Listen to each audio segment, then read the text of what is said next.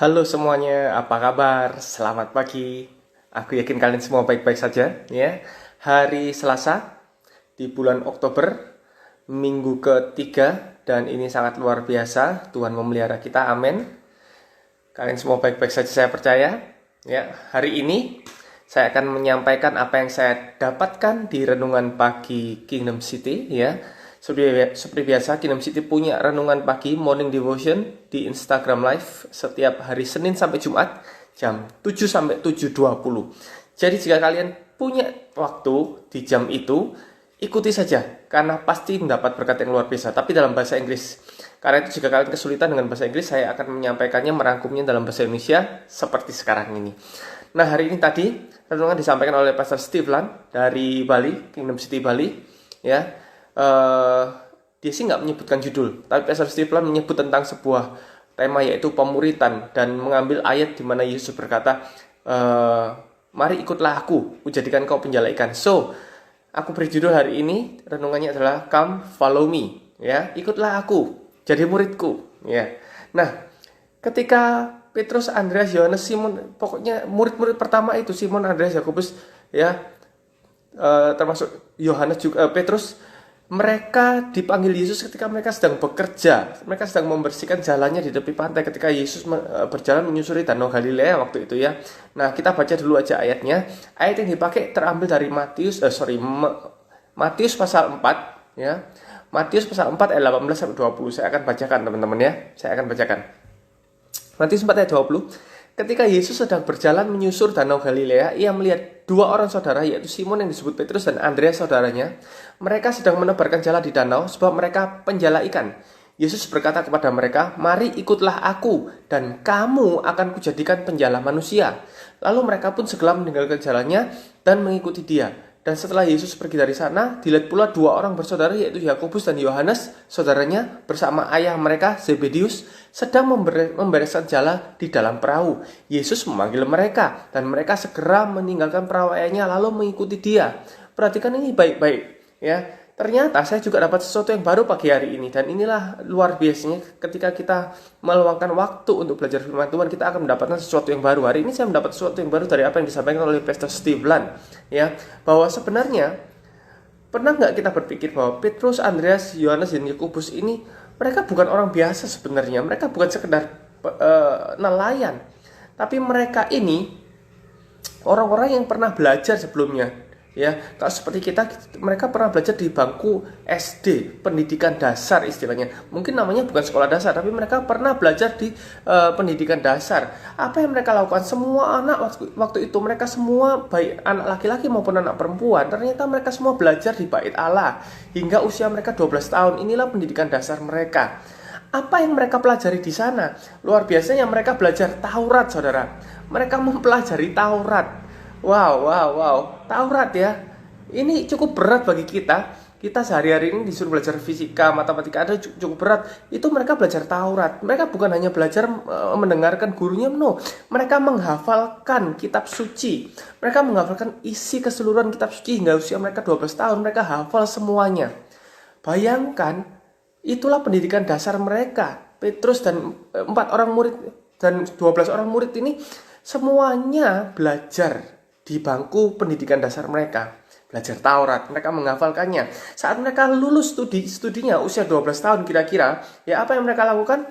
Akhirnya kalau mereka tidak mau melanjutkan, mereka merasa tidak cukup pandai dan tidak punya panggilan untuk melanjutkan studi, yang pria akan melanjutkan usaha ayahnya. Misal, seperti mereka menjadi penjala ikan, ada yang jadi tukang kayu, ada yang jadi apapun, melanjutkan usaha keluarga. Ya, tapi yang wanita pada akhirnya ngapain? Mereka memilih untuk mencari pasangan hidup dan mereka memilih untuk mulai menikah. Ada yang mempertimbangkan menikah. Tetapi bagi mereka yang masih mau melanjutkan studi, mereka yang pintar, apa yang mereka lakukan? Ternyata mereka melanjutkan studi lagi. Mereka melanjutkan studi lagi hingga kira-kira usia 18 tahun. Setelah itu mereka cukup matang, mereka untuk memutuskan lagi, mau melanjutkan usaha orang tua, atau mau studi lagi, mau belajar lagi, mau memberi diri untuk terus belajar. Nah, ini yang luar biasa. Ketika mereka sudah 18 tahun, katakanlah itu pendidikan SMP ya. Lalu setelah itu mereka tuntas pendidikan di SMP, SMA itu, mereka kalau belajar lagi, mereka harus memutuskan mencari guru. Ingat baik-baik, ini sesuatu yang luar biasa ya. Mereka mencari guru, mencari rabi ya. Mereka mencari guru yang paling tepat untuk mereka ikuti. Mereka yang mencari, mereka yang mengikuti. Jadi katakanlah, oh saya memutuskan mencari rabi dan menemukan seorang guru, mengatakan, guru, aku mau mengikutimu, aku mau belajar darimu. Maka si guru nggak langsung memutuskan, si rabi ini nggak langsung memutuskan. Mereka langsung kembali ke bait Allah dan mereka mendiskusikannya. Gimana si Haryadi ini mau belajar, mau mengikut aku, mau jadi muridku, kira-kira cocok nggak? Mari kita diselidikilah, tanya, cari-cari informasi tentang Haryadi. Jika iya, akhirnya saya akan dipanggil dan mengatakan, iya, kamu jadi muridku mulai sekarang ya. Nah, ini yang luar biasa. Kamu akan jadi muridku sekarang, itu yang diputuskan. Jika tidak, maka akhirnya dia tertolak kan. Jika tidak lulus ya, tidak lulus seleksinya, maka akhirnya dia akan pulang kembali ke rumah orang tuanya dan melanjutkan usaha orang tuanya. Nah, ini luar biasa. Yang luar biasa hari itu di dalam Matius 4, 18, 20, 21, 22 ini bukan murid-murid yang mencari Yesus, tetapi Yesus yang mencari mereka, Yesus yang datang kepada mereka. Dan mereka ini sebenarnya orang yang berpikir, ingat, mereka pada akhirnya tidak lanjutkan studi kan, mereka nggak mencari guru, mereka melanjutkan untuk melanjutkan pekerjaan orang tuanya. Artinya mereka sudah tidak punya keinginan, sudah merasa tidak pandai, maka mereka stuck sudah. Tapi Yesus justru memanggil mereka yang sudah merasa tidak pandai, mereka yang tidak bisa apa-apa. Ini yang dipanggil oleh Yesus. Ya, dia yang mencari, Yesus yang mencari. Ya, luar biasa berarti kan ya, bahwa ini seakan-akan seperti Simon dan Andreas seperti mendapat durian runtuh. Simon dan Andreas dan Yakobus dan Yohanes seakan-akan apa itu? Mendapat beasiswa. Ya, tiba-tiba dapat tawaran beasiswa, ayo ikutlah aku.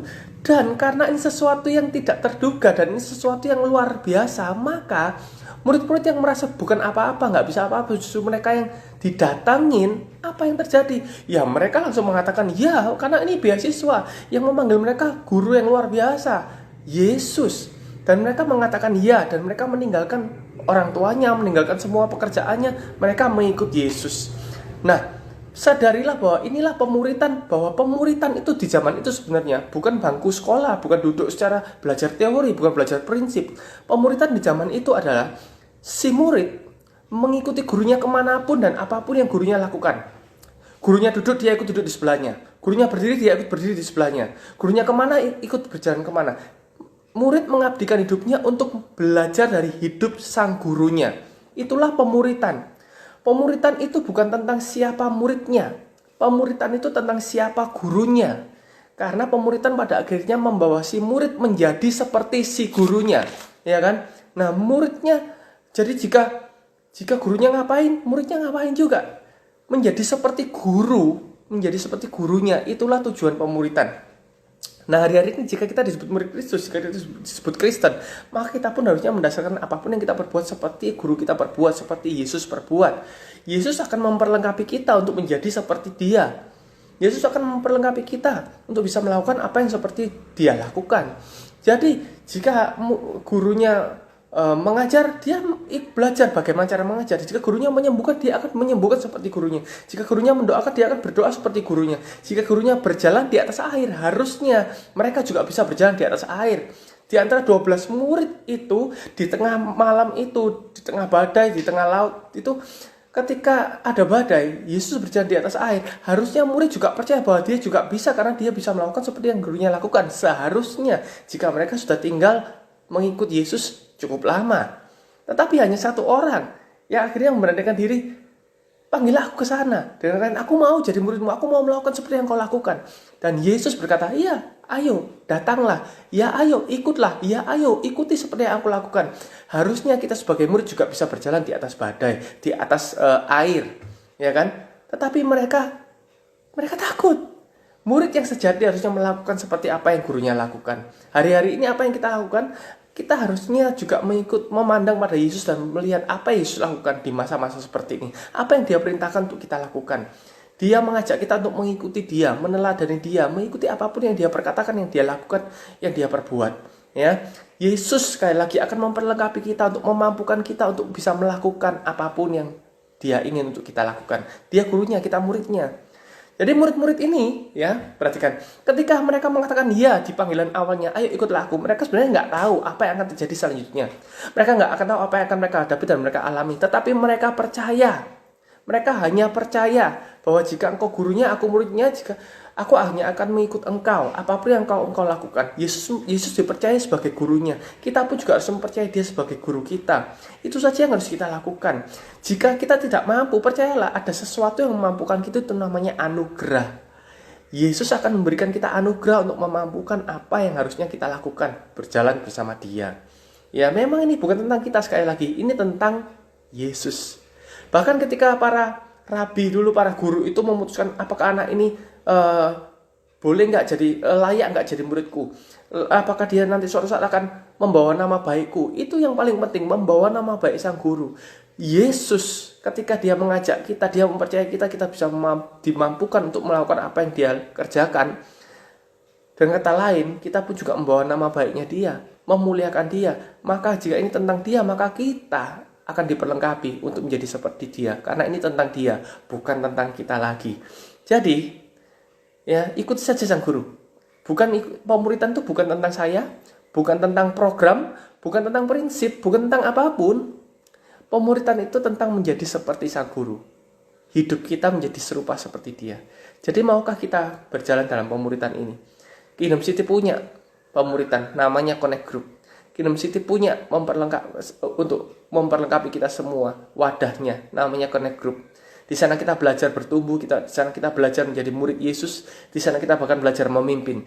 Jadi di sana ada banyak cukup anugerah untuk kita bertumbuh. Maukah kita masuk dalam pemuritan hari ini?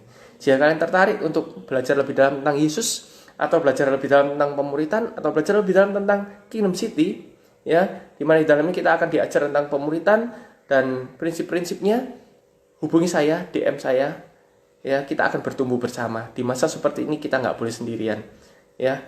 Tuhan Yesus memberkati. Saya percaya hari ini akan menjadi luar biasa bersama Yesus. Kalian semua luar biasa. Tuhan Yesus kau berkati setiap yang mendengarkan hari ini, baik secara live maupun mendengarkan dari IGTV. Tuhan memberkati mereka dalam segala apa yang mereka kerjakan, sehingga saat mereka hidup memandang Engkau, mengikut Engkau, maka mereka akan dimampukan menghadapi, menjalani, menaklukkan segala apa yang di depan mereka. Biar namamu yang dimuliakan, bukan tentang kami, tapi tentang Engkau, Guru kami. Terima kasih Bapa, dalam nama Tuhan Yesus kami bersyukur. Haleluya, amin. Tuhan Yesus memberkati kalian semua. Sampai jumpa besok pagi.